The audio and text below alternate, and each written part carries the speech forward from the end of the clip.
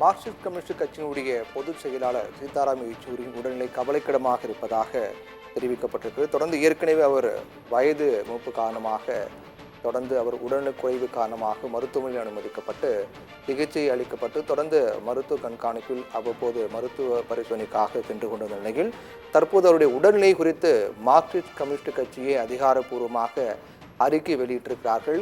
அதில் சீதாராம் யெச்சூரியினுடைய உடல்நிலை கவலைக்கிடமாக இருப்பதாகவும் தொடர்ந்து அவருக்கு மருத்துவமனையில் தீவிர சிகிச்சை பிரிவில் அனுமதிக்கப்பட்டு சிகிச்சை அளிக்கப்பட்டு வருவதாக அந்த அறிக்கையில் தெரிவிக்கப்பட்டிருக்கிறது.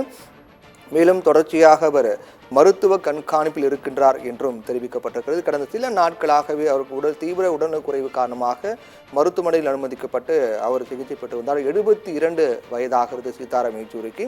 டெல்லி எய்ம்ஸ் மருத்துவமனையில் தீவிர சிகிச்சை பெற்று வரக்கூடிய சிபிஎம் பொதுச் செயலாளர் சீதாராம் யெச்சூரி உடல்நிலை தற்போது கவலைக்கிடமாக இருப்பதாக கட்சியின் சார்பில் அதிகாரப்பூர்வமாக அறிவிக்கப்பட்டிருக்கிறது.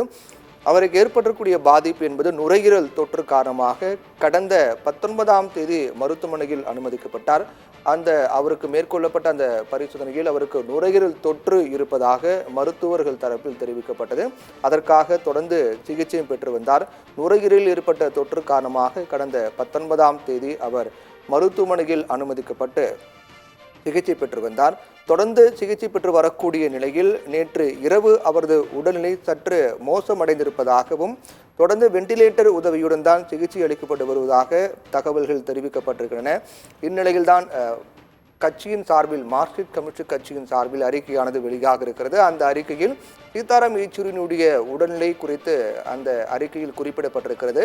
டெல்லி எய்ம்ஸ் மருத்துவமனையின் தீவிர சிகிச்சை பிரிவில் சீதாராம் யெச்சூரிக்கு சிகிச்சை அளிக்கப்பட்டு வருவதாகவும் அவருக்கு வெண்டிலேட்டர் உதவியுடன் மருத்துவர்கள் சிகிச்சை அளிக்கப்பட்டு வருவதாகவும் தீவிர சிகிச்சை பிரிவில் அனுமதிக்கப்பட்டிருப்பதாக மார்க்சிஸ்ட் கம்யூனிஸ்ட் கட்சியினுடைய அறிக்கை அதிகாரப்பூர்வமாக தெரிவிக்கப்பட்டிருக்கிறது.